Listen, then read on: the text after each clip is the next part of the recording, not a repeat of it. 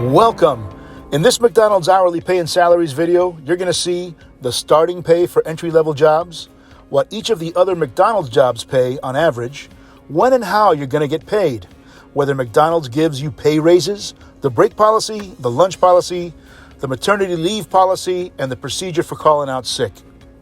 Make sure you like the video and subscribe to the channel so you don't miss out on any future videos that can help you or your friends and family members. So let's get into this. What is the starting pay? The average starting pay at McDonald's is $10 an hour. Now, this doesn't mean that it's $10 an hour at every location. The starting pay is usually from minimum wage to 50 cents above the minimum wage in your particular state. So, for example, in Chicago, where the minimum hourly rate is $14, workers are reporting that they're earning $14 an hour to start because it's a higher than normal minimum hourly wage in a state.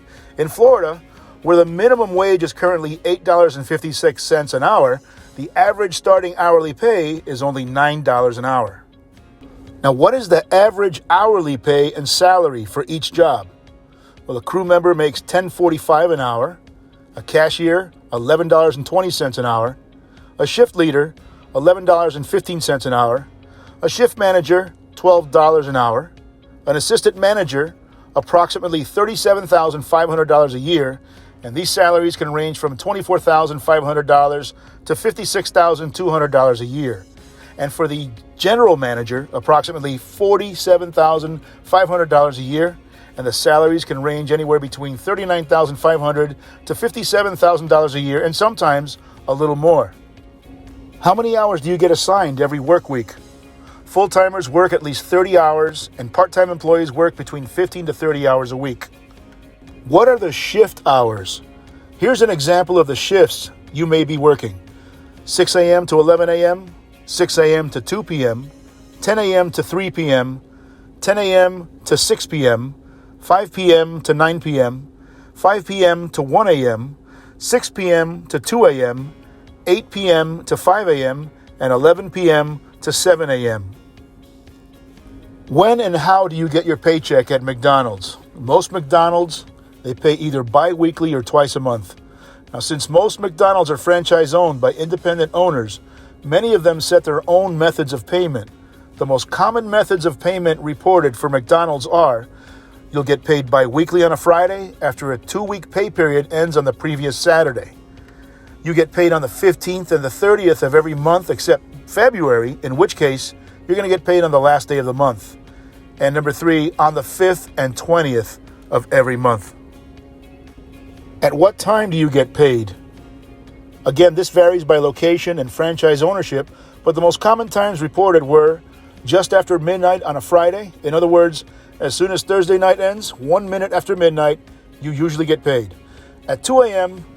on whichever payday is determined by your store's ownership. And from 6 a.m. to 7 a.m. on your payday. It's going to be one of these more than likely. How do you get paid by McDonald's? Well, you can choose direct deposit, or if you don't have a bank account, you can get a temporary Visa card that they'll give you.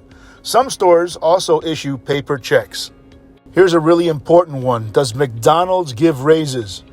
Every location is different, but here are some examples of points to consider to give you an idea of when you will get a raise. Every 6 months, after your yearly performance review, or when your supervisors and managers feel like you deserve a raise. Now, here are some tips to make sure you get a raise. Work hard and be dependable. Stay in contact with your management team and express your desire to move up and get promoted. And don't be afraid to ask for a raise once you have established yourself as a dependable worker. You know, sometimes even the best workers at a McDonald's don't get a raise unless they speak up and say something. It's all in how you approach your management team. Be respectful and don't be afraid to ask. Ask about the possibility of a raise or promotion when the time is right. Policy for calling out sick. Sometimes you have no choice but to call out sick because of an illness or possibly another reason. The policy is to call your shift manager at least 2 hours before your scheduled shift starts, or you're going to be in trouble more than likely. Do not just send a text message. The last thing you want to do is be somebody who regularly calls out sick. So if you're going to call out sick, make sure it counts. Okay, so what about maternity leave? And women qualify for maternity leave after 12 months and 1,250 hours of work, basically a year's work, full-time. If you're going to be out on maternity leave, you need to fill out a form and submit it to your management well in advance. For maternity leave, you're going to get 12 weeks.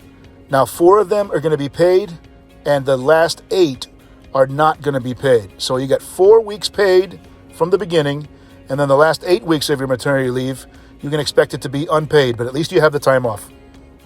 Now, the break policy. It's difficult to get a break in a fast food restaurant, usually. Now, McDonald's break policy is as follows.